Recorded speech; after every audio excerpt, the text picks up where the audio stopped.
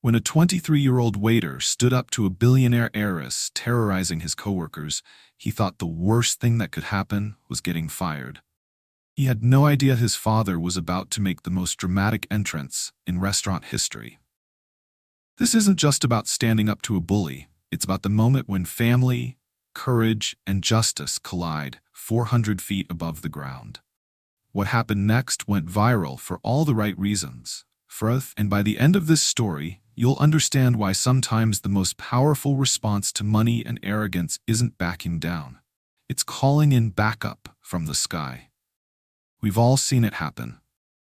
You're at a restaurant, maybe grabbing dinner with friends, when suddenly the peaceful atmosphere shatters. Some entitled customer starts screaming at a server over something trivial, a slightly delayed order, a minor mistake, nothing that warrants the public humiliation that follows. Most of us watch in uncomfortable silence, maybe exchange knowing glances with other diners, but we don't intervene. We tell ourselves it's not our business, that the staff can handle it, but getting involved will only make things worse. Have you ever wished you had the courage to stand up to someone like that? Have you ever wanted to tell that bully exactly what you think of their behavior? Well, Marcus Rivera didn't just wish, he acted. But his story goes far beyond one moment of courage. It's about what happens when your family has your back in ways you never could have imagined. Let me take you inside the Sterling house on what started as an ordinary Friday night in Manhattan. This wasn't just any restaurant. This was the kind of place where reservations were made months in advance, where the crystal glasses cost more than most people's rent, and where the staff moved with the precision of a military unit. The dining room hummed with the quiet conversations of Manhattan's elite, the soft clink of expensive silverware, and the kind of refined energy that money creates when it gathers in one place. Marcus Rivera had been working at the Sterling house for 2 years, and in that time, he'd seen it all. Demanding customers, impossible requests, the occasional celebrity meltdown, but nothing had prepared him for Victoria Hawthorne. At 23, Marcus was exactly where he needed to be in life. Pre-med student at NYU, pulling double shifts to pay for school, carrying a GPA that would make his professors proud and his late mother even prouder. But here's what made Marcus different from every other college student juggling work and school. His father was Captain James Rivera, a retired military helicopter pilot who now ran emergency medical transport operations across the tri-state area. James had raised Marcus alone since his mother died in a car accident when Marcus was 15. 8 years of single parenting had created a bond between them that was unbreakable. James had taught his son 3 fundamental rules: work harder than everyone around you, treat every person with dignity regardless of their station in life, and never, absolutely never, let anyone put their hands on your family. That third rule was about to become very relevant. Marcus needed this job desperately. Medical school wasn't getting cheaper, and every shift at the Sterling house brought him closer to his dream of becoming an emergency room doctor. He'd chosen emergency medicine for the same reason his father had chosen to fly medical helicopters, because when people are at their most vulnerable, someone needs to be there to help. The irony wasn't lost on either of them that Marcus was saving lives in training, while James was literally saving lives from the sky.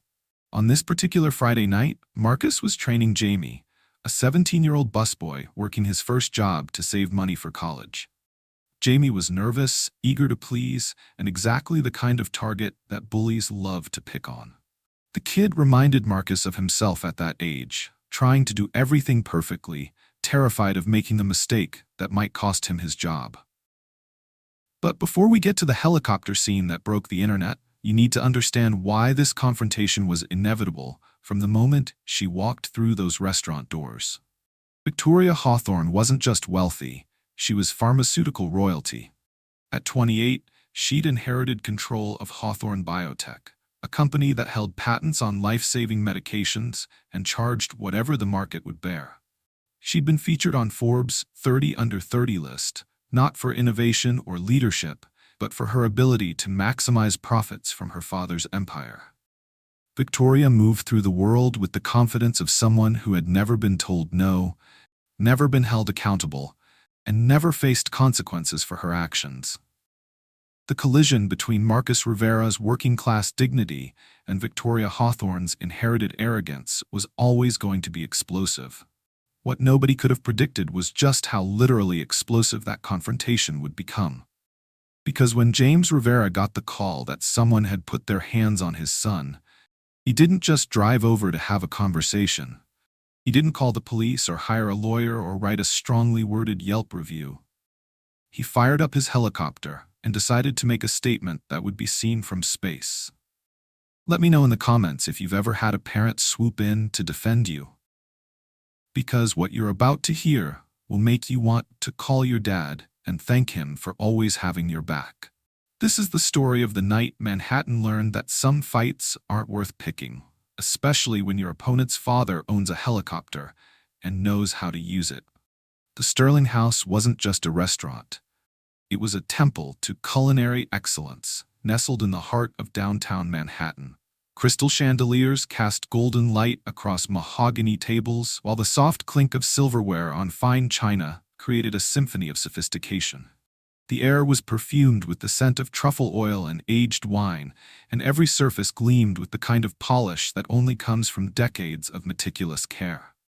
Marble floors reflected the warm glow of candlelit tables, where conversations flowed in hushed tones befitting the establishment's reputation. The walls were adorned with original artwork worth more than most people's houses, and the wine cellar boasted bottles that collectors would kill for. This was where Manhattan's power brokers sealed deals over Wagyu beef, where celebrities proposed marriage over champagne that cost more per bottle than a car payment. Every detail had been crafted to perfection, from the hand-folded napkins to the fresh orchids that graced each table.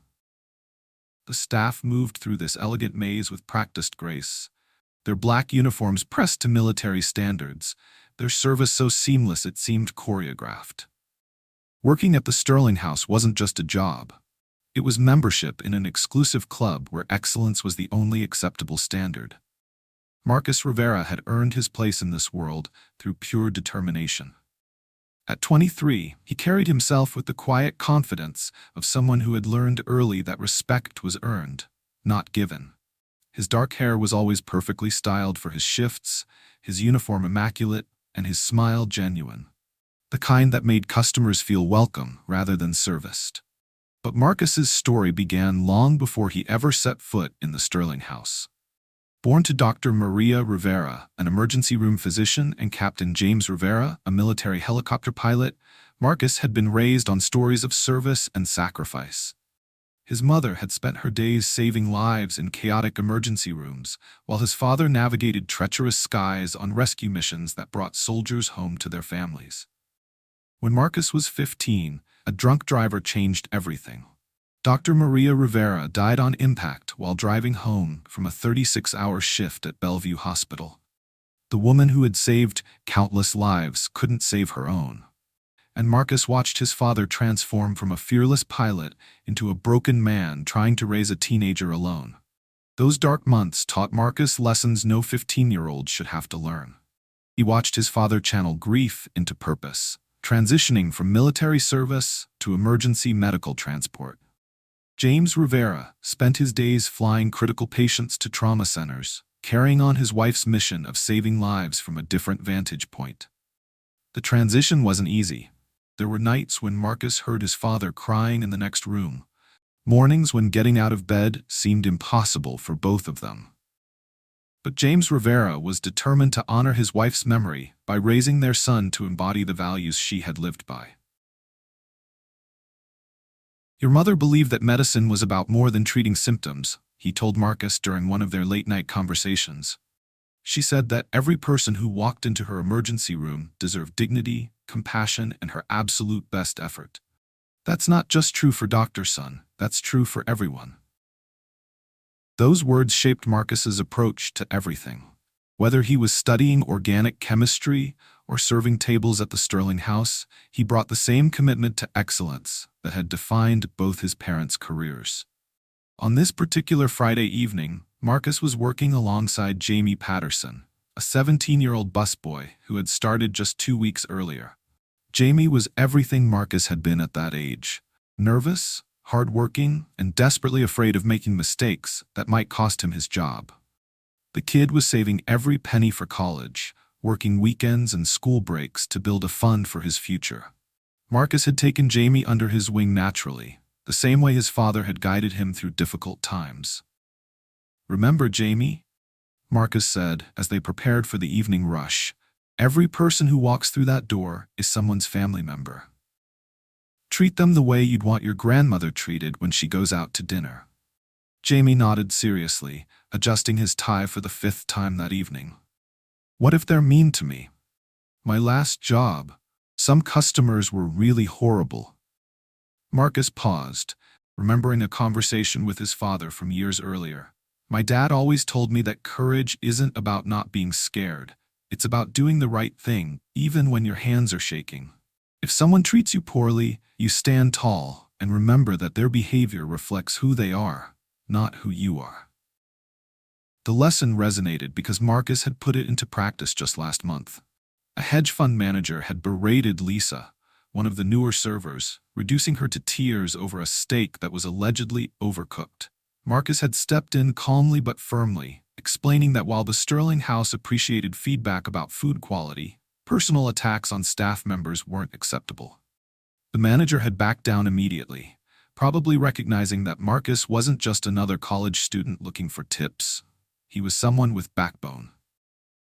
That incident had earned Marcus the respect of his colleagues and the attention of Elena Santos, the restaurant manager. Elena had worked in high-end hospitality for 20 years, and she recognized something special in Marcus. He had the rare combination of technical skill and emotional intelligence that made truly great servers. More importantly, he had integrity, a quality that was surprisingly rare in an industry built on pleasing people with money. Marcus's dream of becoming an emergency room doctor wasn't just career ambition, it was a calling inherited from his mother and inspired by his father's continued service. Every shift at the Sterling House brought him closer to medical school. Every tip added to the fund that would eventually pay for the education that would let him follow in his mother's footsteps. But medicine wasn't just about the science for Marcus. It was about the moment when someone's worst day became manageable because someone else cared enough to help. His mother had taught him that healing required more than clinical knowledge. It required the ability to see dignity in every human being, regardless of their circumstances. As Marcus straightened his tie and checked his section one final time, he had no idea that every lesson his father had taught him about courage, every value his mother had instilled about service, and every ounce of integrity he had developed was about to be tested by someone who viewed other human beings as nothing more than obstacles to her comfort. Marcus had no idea that everything he'd learned about courage from his father was about to be tested by someone who thought money was a license to terrorize people. If you've ever worked in the service industry, you know how toxic customers can poison an entire shift. Hit that like button if you've ever wished you had Marcus's courage, because what you're about to see will show you exactly what happens when someone with a backbone meets someone who's used to everyone backing down. At exactly 8:47 p.m., the evening's tranquil atmosphere shattered like expensive crystal hitting marble floors. The Maserati Quattroporte pulled up to the Sterling House like a predator approaching prey. Its engine purred with the confidence of someone who had never questioned whether they belonged anywhere. The valet's practiced smile faltered slightly as he approached the driver's side. Even in Manhattan, where exotic cars were commonplace, this arrival felt different. Out stepped Victoria Hawthorne, and even from across the dining room, Marcus could feel the shift in atmosphere. She moved through the world like she owned it, because, in many ways, she did. Victoria commanded attention effortlessly, not through charm or charisma, but through the unmistakable aura of someone who had never been denied anything in her 28 years of existence. Her Hermès dress probably cost more than most people earned in 6 months, and the diamonds at her throat caught the chandelier light like captured stars. Every detail of her appearance had been calculated for maximum impact. From the red-soled Louboutin heels that clicked against the marble floor, to the vintage Cartier watch that casually displayed wealth most people couldn't fathom. But it wasn't her expensive wardrobe that made the hostess's face tighten with barely concealed concern. It was the way Victoria's eyes swept the dining room, like a queen surveying subjects who had disappointed her before she'd even spoken to them. "I need the corner table by the windows," Victoria announced to Rebecca, the hostess, without bothering with pleasantries like, "Good evening," or "please." Her voice carried the particular tone of someone accustomed to having requests treated as commands. "The one with the best view of Central Park." Rebecca's smile remained professional despite the immediate challenge. "I'm so sorry, Miss Hawthorne, but that table is reserved this evening. We have a lovely anniversary couple celebrating their 50th wedding anniversary. However, I have a beautiful table right over." "I don't care about some random couple's anniversary," Victoria interrupted, her voice rising just enough to catch the attention of nearby diners. "Do you know who I am? I'm Victoria Hawthorne, Hawthorne Biotech. I was on the cover of Forbes last month. That table is perfect for my Instagram photos, and I need it tonight." The mention of Forbes was deliberate. Victoria had been featured in their 30 Under 30 list, though the article had focused more on her inherited wealth than any actual achievements. She wielded that recognition like a weapon, expecting it to open doors and override policies that applied to ordinary people. Rebecca maintained her composure admirably. "I understand, Miss Hawthorne, and we're honored to have you dining with us this evening. Unfortunately, the table has been reserved for 3 months, and the couple is already seated. I can offer you our second-best table with an equally stunning view." "This is ridiculous," Victoria snapped, her voice now loud enough that conversations at nearby tables began to pause. "Move them. Offer them dessert on the house or something. I have 7 million followers on social media. Do you understand what that means for your little restaurant?" Marcus watched the exchange from across the dining room while refilling water glasses at table 12. He'd seen demanding customers before, but Victoria's behavior was already crossing lines that most people respected. The elderly anniversary couple she wanted displaced were regular customers who had been planning this evening for months. George and Martha Hendricks came to the Sterling house twice a year, their anniversary and Martha's birthday, and had been doing so for over a decade. Victoria's frustration at not immediately getting her way manifested in increasingly inappropriate behavior. When Rebecca continued to politely explain the reservation policy, Victoria rolled her eyes dramatically and snapped her fingers at a passing server. Not a polite gesture to get attention, an actual finger snap, the kind of dismissive summons usually reserved for calling pets. "You there," Victoria called to David, a server who had been working at the Sterling house for 5 years. "I need you to explain to your hostess that I require the corner table. This is clearly above her pay grade." David approached with professional courtesy, though Marcus could see the tension in his colleague's shoulders. "Good evening, ma'am. I'm David, and I'd be happy to help you find the perfect table for your dinner this evening. We have several excellent options that I think you'll love." "I don't want several options," Victoria replied, her tone dripping with condescension. "I want that specific table, and I want it now.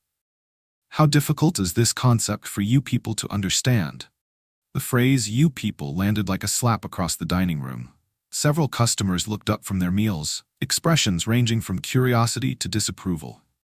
Marcus felt his jaw tighten. He'd heard that tone before, usually right before a situation went from bad to worse. Victoria's next move confirmed his suspicions. She pulled out her phone and began typing rapidly, speaking loud enough for surrounding tables to hear. "This is going straight to my Instagram story. Terrible service at Manhattan restaurant. Staff refuses to accommodate paying customers. Will never return." She looked up from her phone with a satisfied smile. "There. Let's see how your reservation policy holds up against a little social media reality." The threat wasn't subtle, and it wasn't empty. Victoria Hawthorne had the social media following and vindictive personality to damage the Sterling house's reputation over something as trivial as table assignments. Rebecca and David both understood this, But they also understood that giving in to this kind of manipulation would set a precedent that would haunt them with every entitled customer who walked through the door. Marcus found himself moving closer to the hostess station, ostensibly to grab fresh napkins, but actually to position himself within earshot of the developing situation. His protective instincts were already activated, not just for his colleagues, but for the elderly anniversary couple who were now casting worried glances toward the commotion, threatening to disrupt their special evening. Elena Santos, the restaurant manager, emerged from the kitchen after being summoned by Rebecca's subtle signal. Elena had 20 years of experience managing difficult customers, but even she seemed taken aback by Victoria's aggressive posture and increasingly loud complaints. "Miss Hawthorne," Elena said with calm authority, "I understand you have a preference for a specific table, and we truly appreciate your business. Unfortunately, that table has been reserved for months by longtime customers celebrating a special occasion. However, I can personally ensure that whichever table you choose receives our absolute finest service this evening." Victoria's response revealed the true depth of her entitlement. "I don't care about your longtime customers or their special occasions. I care about getting what I want when I want it. That's how business works when you're actually important." The insult hung in the air like smoke from a fire that was about to consume everything around it. Other diners were now openly staring, some pulling out their own phones to record what was clearly becoming a spectacle worth documenting. What happened next turned a routine Friday night into the kind of confrontation that would be replayed on social media for weeks. Elena had barely finished speaking when Victoria's attention shifted to a new target. Jamie Patterson was approaching her table with a fresh water pitcher, his 17-year-old hands trembling slightly with nerves. He'd been watching the confrontation unfold and desperately hoped to slip past unnoticed, but Victoria's predatory instincts locked onto his obvious anxiety like a heat-seeking missile. "Finally, someone who actually works here," Victoria announced loudly, her voice cutting through the restaurant's hushed conversations. "Fill my glass, and try not to mess it up like everyone else in this establishment." Jamie nodded quickly, approaching with the careful precision of someone determined not to make any mistakes. He lifted the crystal pitcher with both hands, focusing intently on the simple task of pouring water. The liquid flowed smoothly into Victoria's glass, clean and clear, until a single droplet, barely visible to the naked eye, escaped and landed on the white tablecloth near her plate. Victoria's reaction was nuclear. "Are you kidding me?" she shrieked, her voice rising to a pitch that made every person in the dining room flinch. "Do you know how much this dress costs? It's worth more than your pathetic family makes in a year." Jamie's face went pale as Victoria continued her assault, her voice growing louder and more vicious with each word. "You incompetent little brat, you got water on my table, probably splashed my dress, and you're standing there looking stupid instead of apologizing." The teenager's hands shook as he reached for a cloth napkin to clean the microscopic water spot, but Victoria wasn't finished. She grabbed her phone and pointed it directly at Jamie's face, her thumb already tapping the record button. "I'm filming this," she announced to the room. "Everyone needs to see how this restaurant hires incompetent staff who can't perform the most basic tasks. This is going viral, kid. Hope you enjoyed your first job because it's about to be your last." Jamie's eyes filled with tears of humiliation as Victoria continued filming, providing commentary like a nature documentary narrator describing a wounded animal. "This is what happens when restaurants lower their standards. Look at this kid. Probably some charity case who doesn't belong in an establishment like this." The cruelty was breathtaking. Jamie was 17 years old, working his first job to save money for college, and Victoria was systematically destroying his confidence and potentially his future employment prospects for the crime of a single water droplet that hadn't even touched her or her belongings. Marcus had been watching from across the dining room, his jaw clenching tighter with each vicious word. He'd seen enough entitled customers in his 2 years at the Sterling house, but this level of targeted cruelty toward a teenager was beyond anything he'd witnessed.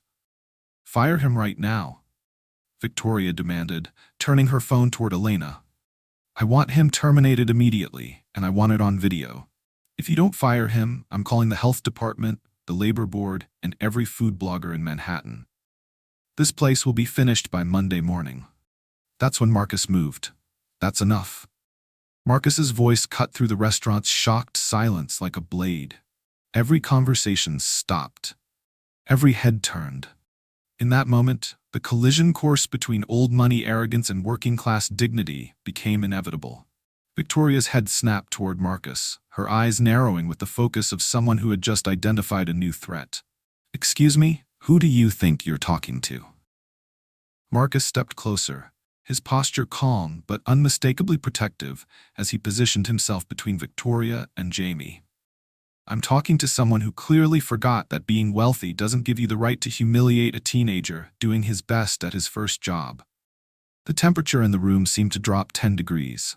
Other diners were now openly staring, some discreetly pulling out their phones to record what was clearly becoming a confrontation worth documenting. Victoria's laugh was sharp and humorless. "Do you have any idea who I am? I could buy this entire restaurant and shut it down tomorrow.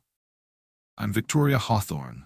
Hawthorne Biotech. I'm worth more money than you'll see in your entire pathetic life." Marcus met her gaze steadily, his voice remaining calm despite the fury building behind his eyes. "I know exactly who you are. You're someone who thinks money is a substitute for basic human decency. And in my restaurant, that makes you just another customer who needs to learn some manners." The phrase "my restaurant" wasn't technically accurate, but Marcus's protective instincts had kicked into overdrive. This was his workplace, these were his colleagues, and Jamie was under his protection. Victoria's face flushed red with indignation. "How dare you speak to me that way? I want to speak to your manager immediately. You're going to be looking for a new job before the night is over." Elena Santos materialized beside Marcus, having heard the entire exchange. Her 20 years of hospitality experience had taught her to recognize the difference between difficult customers and genuinely toxic individuals. Victoria clearly fell into the latter category. "I am the manager," Elena said calmly, "and I've been listening to this entire conversation.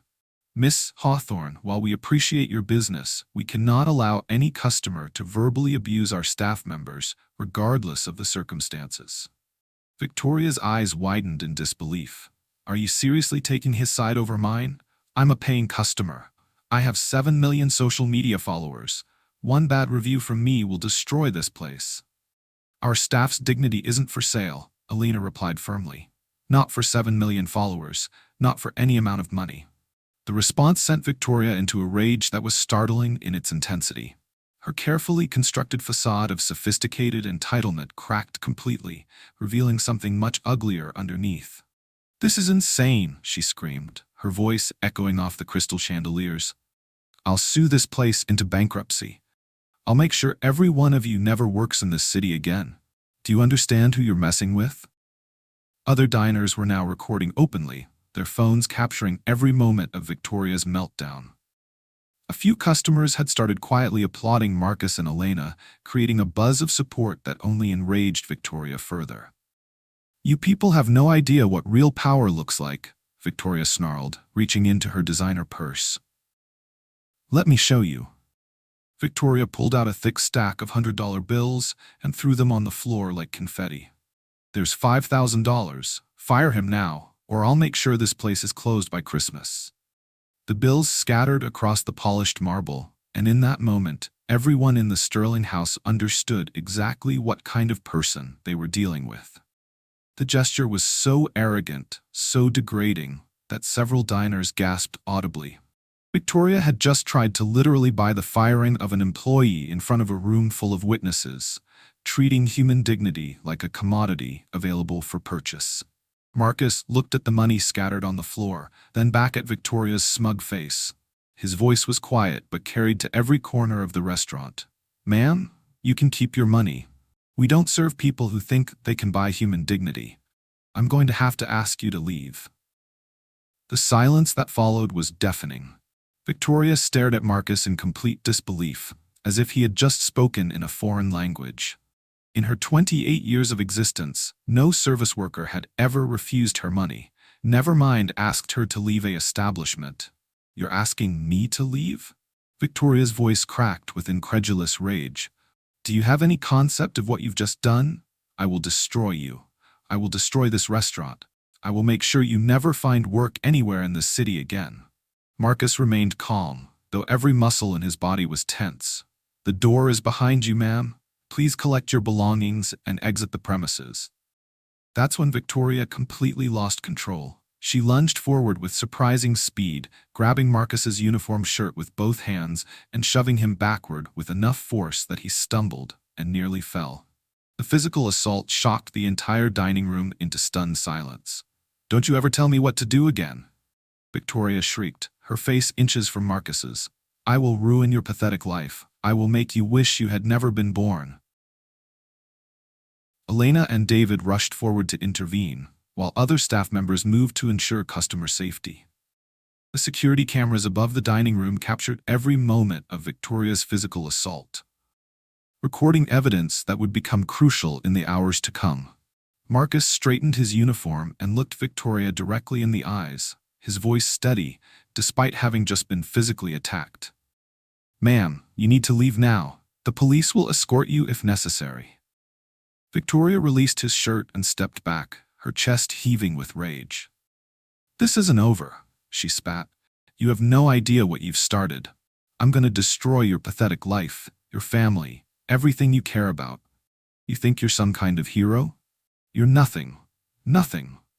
She stormed toward the exit, her designer heels clicking furiously against the marble floor, hurling threats over her shoulder that grew more specific and more menacing with each step.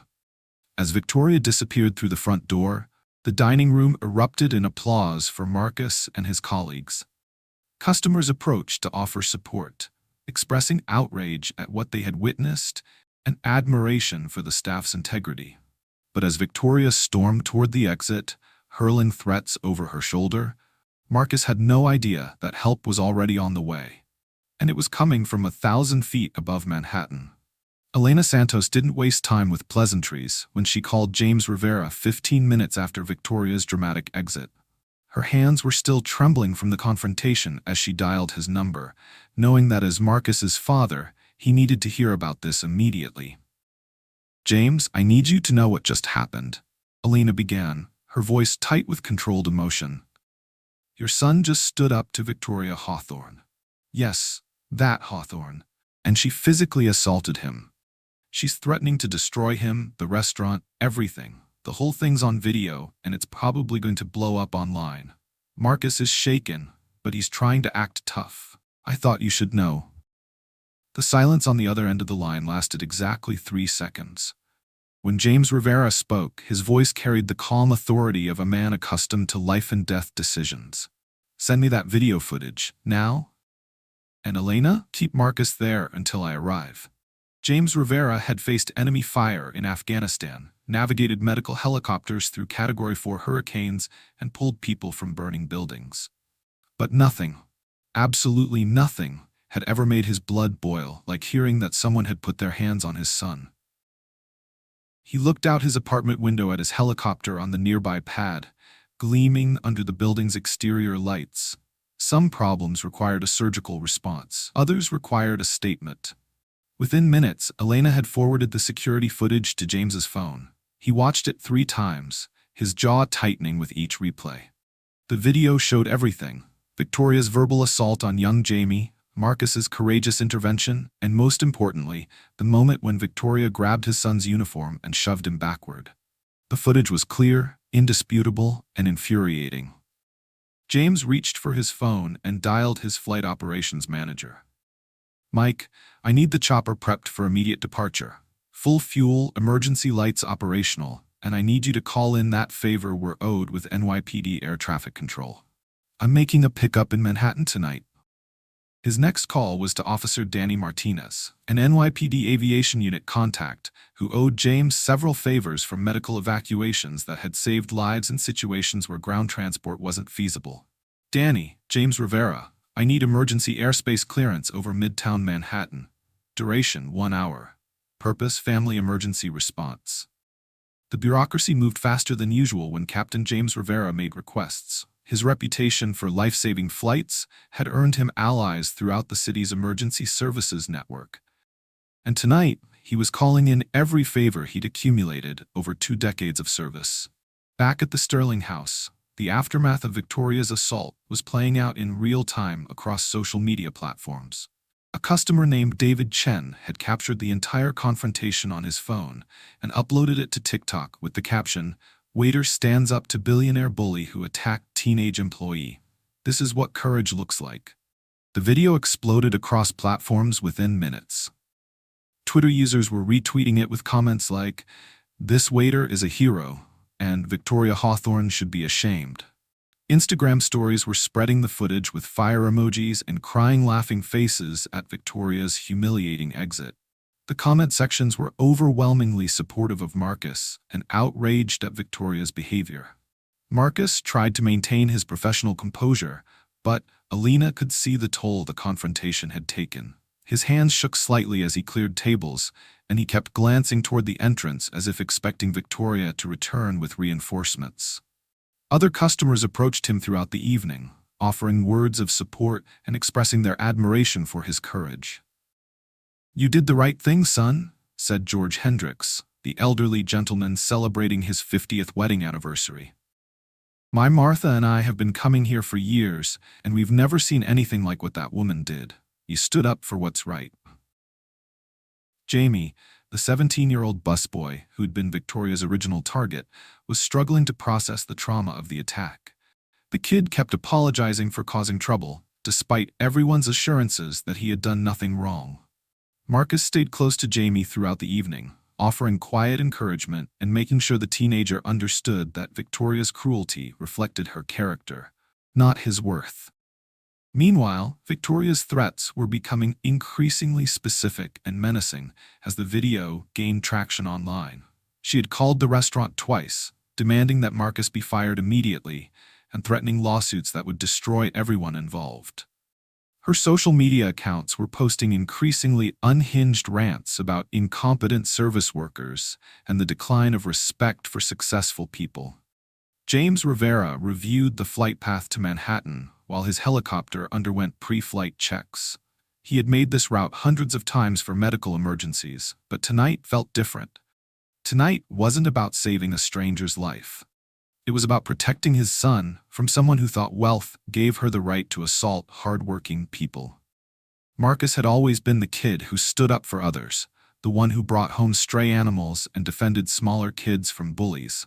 James had raised him to believe that when you have the power to help, you use it. Well, tonight it was James's turn to use his power. And his power happened to have rotors. The memory of Maria, Marcus's mother, flickered through James's mind as he performed his pre-flight routine.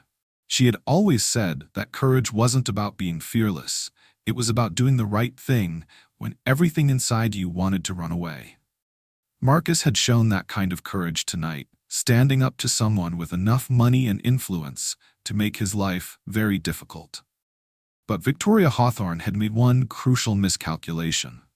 She had assumed that Marcus Rivera was just another service worker, with no one to back him up, no family support, no one who would care if she destroyed his reputation and career prospects. She had no idea that Marcus's father was Captain James Rivera, a man with both the resources and the determination to respond to threats against his family. James strapped on his flight helmet and fired up the engines. 23 years ago, he'd promised a dying wife that he'd always protect their son. Tonight, he was keeping that promise, with style. The helicopter's rotors began to spin, creating the familiar whir that had become the soundtrack to James's life. But as he lifted off into the Manhattan night sky, heading toward the Sterling house, this wasn't just another emergency response flight. This was a father answering his son's call for help in the most dramatic way possible. The first sign something extraordinary was happening came as a low rumble that seemed to shake the crystal glasses on every table. Conversations paused mid-sentence. Heads turned toward the windows. The sound grew louder, more distinct, the unmistakable whir of helicopter rotors cutting through Manhattan's evening air. Every diner in the Sterling house felt their hearts quicken with anticipation, though none of them could have predicted what was about to unfold. The searchlight hit the restaurant's facade like a spotlight on Broadway, and suddenly every phone in the Sterling house was recording. The brilliant white beam swept across the windows, illuminating the dining room in stark, dramatic contrast to the warm golden light of the chandeliers. Social media exploded in real time as customers frantically posted updates from their tables. "Wait, why is there a helicopter outside this restaurant?" Posted at Foodie Life Score NYC on TikTok, her hands shaking as she held her phone toward the window. Twitter lit up with live updates. Helicopter landing in Manhattan after waiter confrontation at Sterling House? This is not a drill. The tweet included a shaky video of the approaching aircraft, already gaining hundreds of retweets within minutes. Instagram stories multiplied across the platform. Someone's dad is not playing around. Helicopter parent, Manhattan drama. The posts included close-up shots of the searchlight and the growing crowd of onlookers gathering on the street outside. Captain James Rivera brought his helicopter down in the small plaza across from the Sterling house with the precision of a surgeon performing a life-saving operation. The rotor wash sent napkins and autumn leaves swirling through the air like confetti at a celebration nobody had expected to attend. Car alarms activated throughout the surrounding blocks as the powerful downdraft rattled windows and shook parked vehicles. Every person in the restaurant was now pressed against the windows, phones out, documenting what was already becoming Manhattan legend. Outside, pedestrians stopped in their tracks, creating an impromptu audience for whatever was about to happen. Traffic slowed to a crawl as drivers craned their necks to see the helicopter that had just landed in the middle of one of the world's busiest cities. The helicopter's engines powered down, but continued their rhythmic whir, creating a soundtrack that made the entire scene feel like something out of an action movie. Emergency vehicle sirens wailed in the distance as first responders converged on the location, though they had no idea yet whether this was a crisis or something else entirely. James Rivera didn't just walk into the Sterling house, he commanded it. Still in his flight suit, helmet under his arm, he moved with the confidence of a man who had spent decades making life-and-death decisions under pressure. His boots clicked against the marble floor with military precision, each step deliberate and purposeful. The dining room fell completely silent, except for the distant whir of helicopter rotors outside.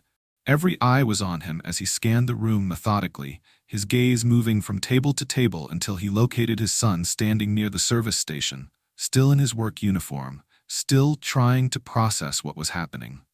James Rivera smiled. Not the polite smile of customer service, but the warm, proud smile of a father who had just traveled across Manhattan to support his child. The expression transformed his weathered face, revealing the love and fierce protectiveness that had driven him to make this dramatic entrance. "Hey, kiddo?" James said, his voice carrying easily across the silent dining room. "Heard you had some trouble tonight."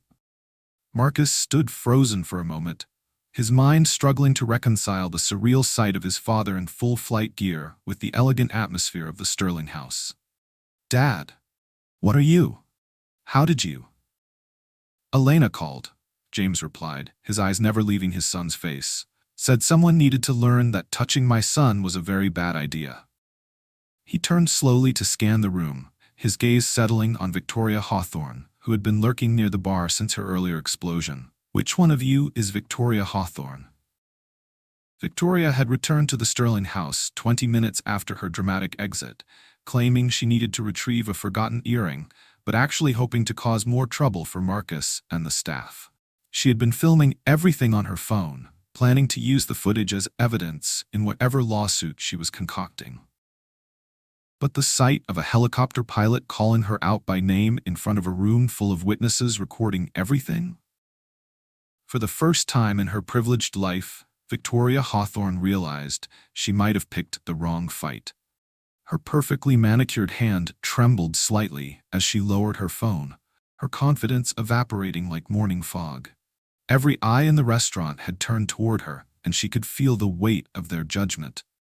The supportive atmosphere that had surrounded her earlier social media rants was nowhere to be found in this room full of people who had witnessed her behavior firsthand.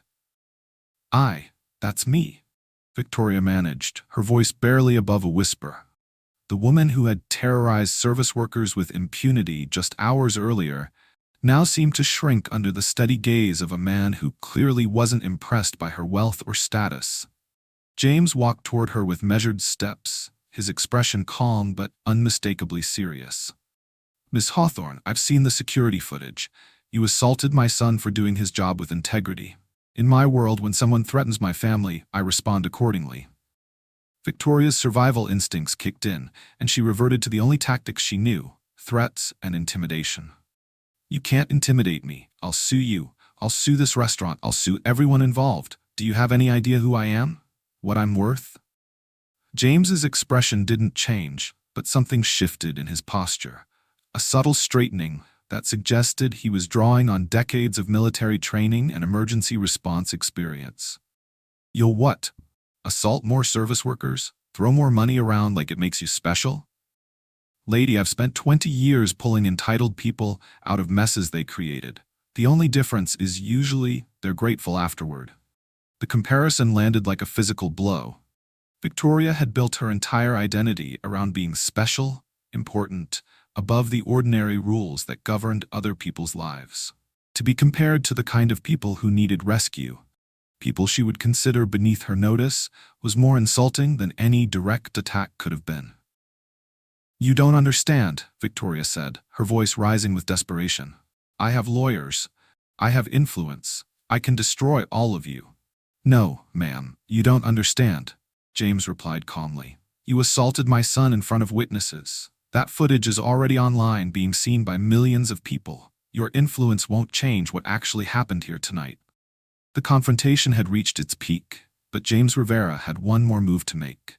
He walked slowly toward the spot where Victoria had thrown money on the floor earlier that evening. Most of the bills had been collected by staff and placed on the hostess stand. But James had seen Elena's video of Victoria's arrogant gesture.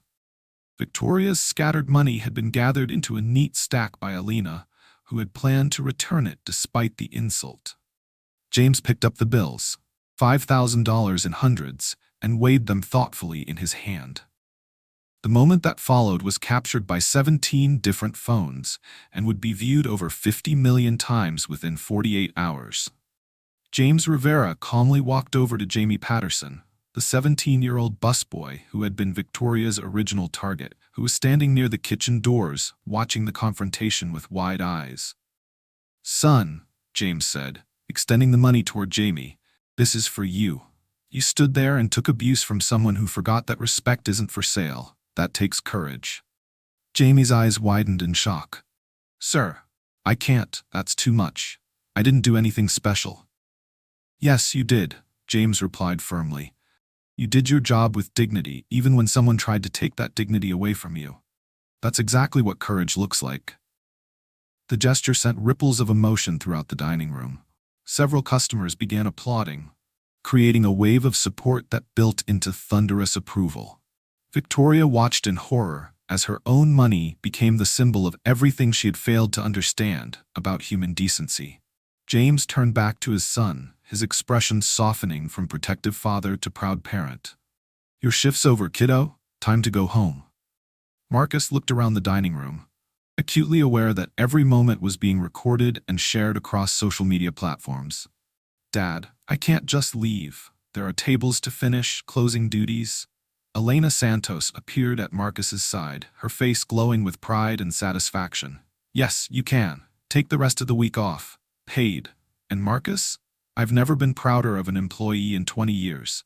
What you did tonight, standing up for Jamie, showing integrity under pressure, that's exactly the kind of person we want representing the Sterling House." The manager's public endorsement sent another wave of applause through the dining room. Customers who had been strangers hours earlier now felt connected by having witnessed something extraordinary. A moment when courage, family loyalty, and justice had aligned perfectly. Marcus hugged Elena briefly, shook hands with several customers who approached to congratulate him, and made sure Jamie was okay before following his father toward the exit. The helicopter waited outside, its rotors beginning to spin up for departure. As they walked through the dining room together, father and son, the applause continued. Customers stood from their tables, creating a makeshift honor guard for their exit. Phone cameras captured every step, every smile, every moment of a story that was already becoming legend. Outside, the crowd had grown to nearly 200 people. News crews were arriving, having monitored police scanners and social media for reports of the helicopter landing. James and Marcus climbed into the aircraft, waving to the cheering crowd before the doors closed. As the helicopter lifted off from Manhattan, father and son flew over the glittering city lights in comfortable silence. Below them, the Sterling house was surrounded by news vans and social media influencers already broadcasting live coverage of the evening's events. Above them, the stars seemed brighter than usual, as if the universe itself approved of the night's outcome. "You know what your mother would have said about tonight?" James asked, his voice carrying clearly over the helicopter's communication system. Marcus smiled, the stress of the evening finally beginning to fade. "That I should have ducked when she lunged at me?" James laughed, the sound warm and genuine. "That courage isn't about being fearless. It's about doing the right thing, even when your hands are shaking." "They were shaking, Dad," Marcus admitted. "I know, son," James replied, his voice filled with pride. "That's how I knew you were being brave." As they flew through the Manhattan night sky, both men understood that this evening would change their lives forever. The video footage would make them famous, the story would inspire millions, and their bond as father and son would become a symbol of what families do for each other when the world gets difficult. But in that moment, flying over the city lights with his father at the controls, Marcus Rivera felt something he hadn't experienced since his mother died 8 years earlier.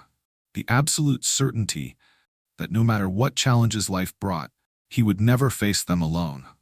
Within 48 hours, the helicopter rescue at the Sterling house had become the most watched viral video of the year. The footage spread across social media platforms with the speed and intensity of wildfire, capturing public attention in ways that surprised even seasoned internet culture experts. On TikTok, the original video posted by customer David Chen had exploded past 50 million views, with #HelicopterDad trending worldwide for 3 consecutive days. Users created response videos, reaction compilations, and tribute posts celebrating both Marcus's courage and James's dramatic parental intervention. The hashtag spawned thousands of stories from service industry workers sharing their own experiences with difficult customers, creating a movement that extended far beyond the original incident. Twitter became the platform for detailed analysis and commentary. A thread containing all the security footage angles reached 2 million retweets within 36 hours, making it one of the most shared stories in the platform's recent history. Users dissected every moment of the confrontation, praising Marcus's professionalism and condemning Victoria's behavior. The thread included freeze frames of Victoria's physical assault on Marcus, which became crucial evidence that would later protect him from her legal threats. Instagram transformed James Rivera's post-flight photograph into an unexpected meme template. The image of him in his flight suit, helmet under his arm, standing confidently outside the Sterling house became the visual representation of protective parenting. Users added captions like, "When someone messes with your kid, and this is what family backup looks like," generating hundreds of thousands of shares and solidifying the image as an internet cultural moment. Reddit's response was particularly overwhelming, with the story dominating the front page for 3 consecutive days. The main thread, titled "This is How You Parent," received over 100,000 upvotes and 25,000 comments. Users shared their own stories of parental protection, debated the ethics of Victoria's behavior, and celebrated what they saw as a perfect example of family loyalty in action. Major news outlets quickly recognized the story's national appeal.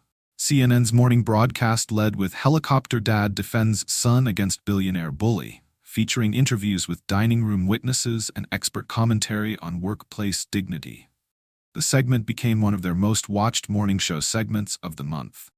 The Today Show reached out to James and Marcus directly, offering them a substantial appearance fee for an exclusive interview. Both men accepted.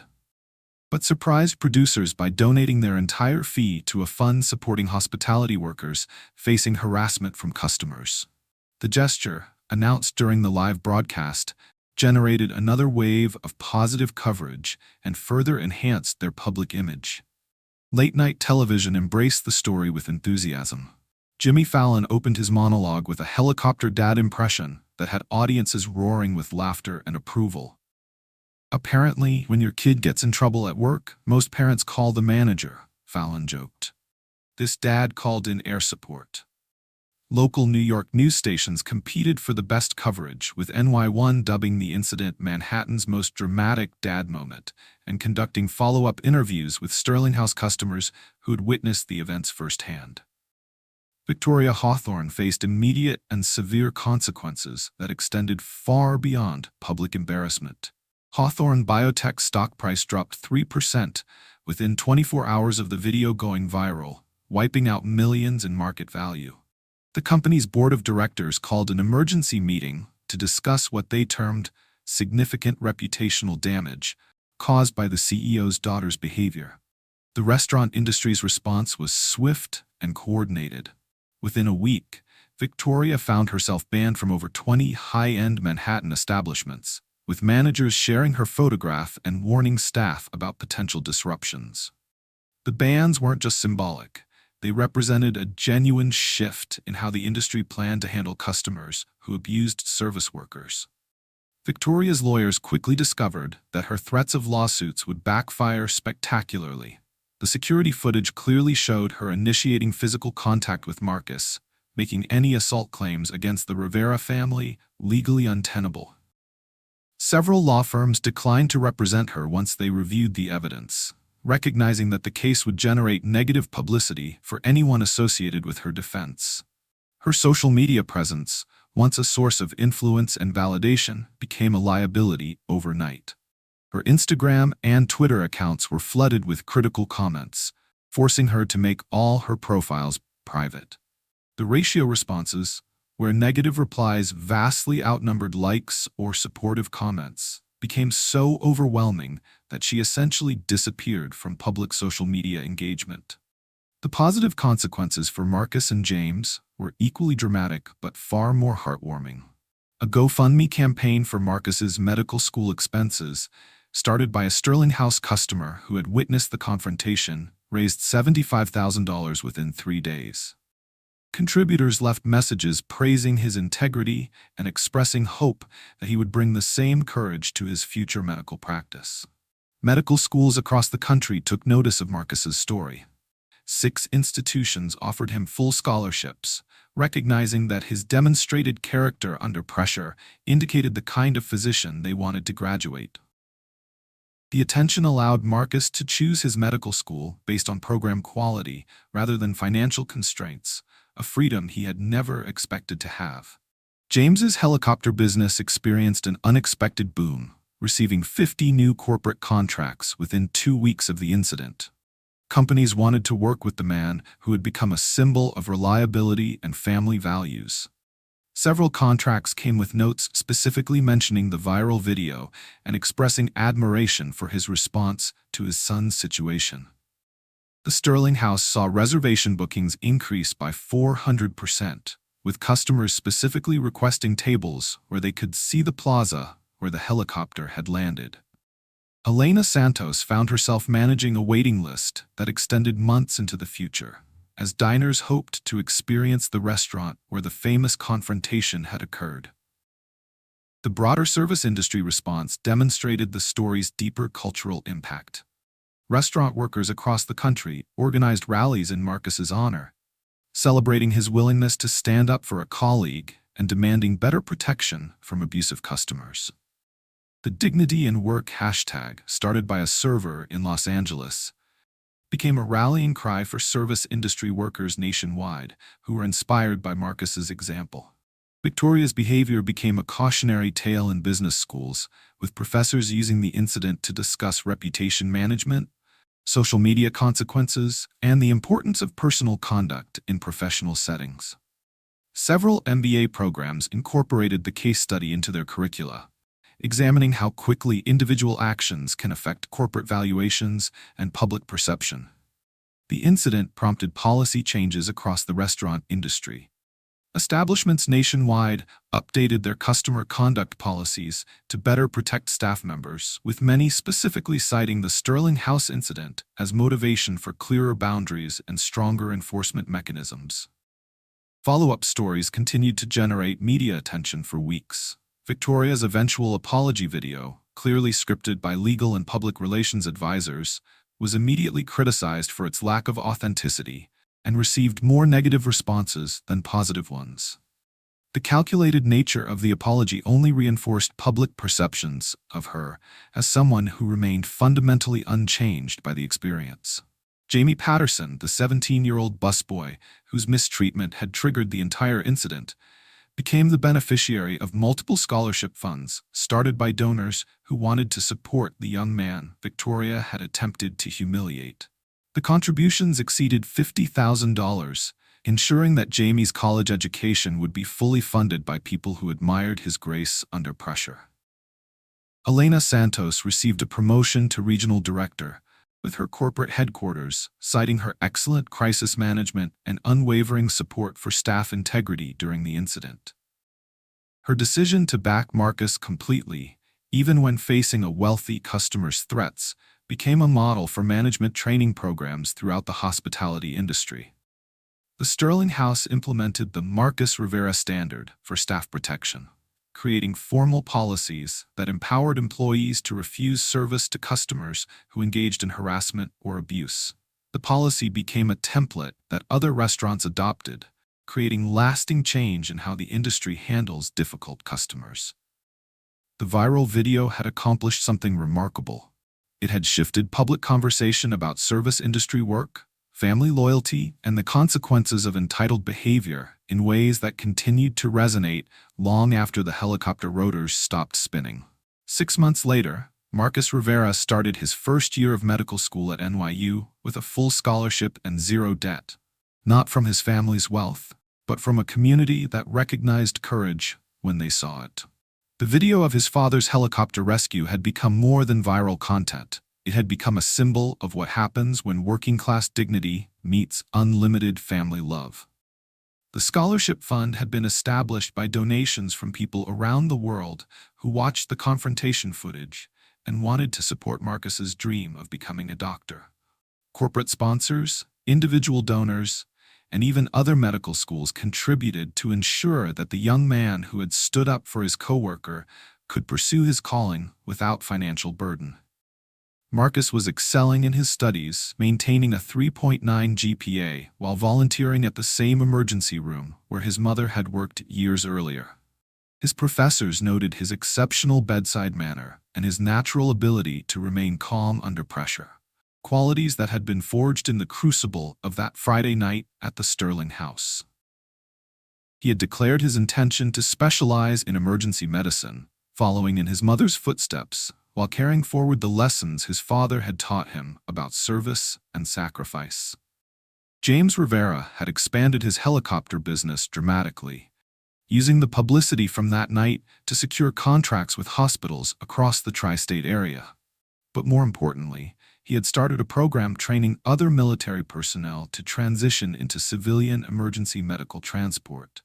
The Rivera Flight Academy had become a beacon for former service members looking to continue their mission of saving lives in the civilian world. Jamie Patterson, the 17-year-old busboy who had been Victoria's original target, was now a freshman at Columbia University on a full scholarship funded by donations from people who had been moved by his story.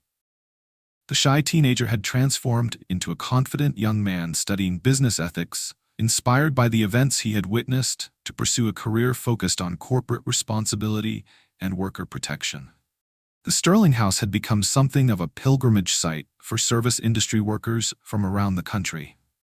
Elena Santos reported that reservations had increased by 300%, with many customers specifically requesting to sit at the table where Marcus had made his stand. The restaurant had embraced its role in the story, creating a small memorial display featuring photos from that night and testimonials from staff members about the importance of dignity in the workplace. Victoria Hawthorne had quietly left New York City for what her publicist described as an extended European sabbatical. Her social media accounts had gone dark after the backlash from the helicopter incident, and Hawthorne Biotech had implemented new corporate responsibility initiatives in an apparent attempt to rehabilitate the family's reputation. Industry insiders reported that Victoria had been removed from active management of the company, though she retained her financial stake. When asked about that night during a recent interview with a medical school publication, Marcus's reflection was characteristically humble. "People ask me if I regret confronting her that night. The answer is simple. I regret that it took someone assaulting me for my father to get the recognition he deserved. He'd been my hero for 23 years. It just took a helicopter for everyone else to figure it out." James Rivera's perspective remained equally grounded despite the fame that had followed the helicopter rescue. "I didn't land that helicopter to go viral or make a point about wealth inequality," he explained to a documentary crew filming a piece about the incident. "I landed because someone hurt my kid, and I had the power to do something about it. Every parent would do the same thing if they could. I just happened to have rotors." The legacy of that night extended far beyond the Rivera family's personal success. The helicopter dad phenomenon had inspired other dramatic parent interventions across the country, with fathers and mothers finding creative ways to support their children when they faced bullying or injustice. Social media was filled with stories of parents who had been inspired by James Rivera's example to take bold action in defense of their families. More substantively, the incident had contributed to strengthened service industry protection laws in New York State.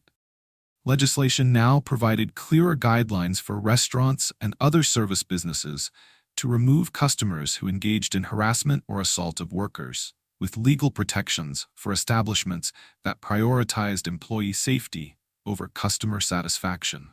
The Sterling House had declared an annual Marcus Rivera Day, featuring a scholarship fundraiser for service industry workers pursuing higher education.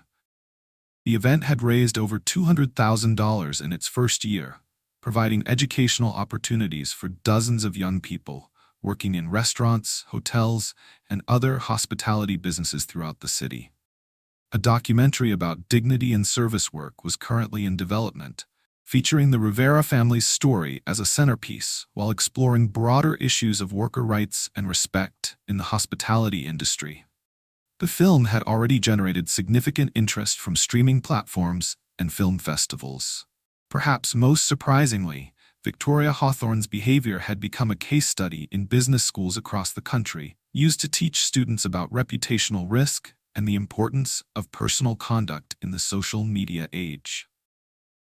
Her story served as a cautionary tale about how quickly privilege and wealth could be undermined by poor character and public misconduct. The life lessons from that extraordinary night had resonated with millions of people around the world. Courage, they learned, was indeed contagious. Marcus's stand had inspired countless others to speak up when they witnessed injustice. Family backup was everything. James's response had demonstrated the power of unconditional love and support. Money couldn't buy respect. Victoria had learned this lesson in the most public way possible. The internet never forgot, especially acts of justice that captured the public's moral imagination. And sometimes, just sometimes, the best response to a bully was a helicopter. On quiet Sunday mornings, Marcus and James still took the helicopter up over Manhattan. They flew over the Sterling House, where a small plaque now read, "Stand up for those who can't stand up for themselves. The Rivera family standard." Below them, the city sprawled endlessly, full of people working hard, treating each other with dignity, and knowing that somewhere above the clouds, there was a father who would always come when his family called. The plaque had been installed by Elena Santos as a permanent reminder of the values that the Sterling House now embodied.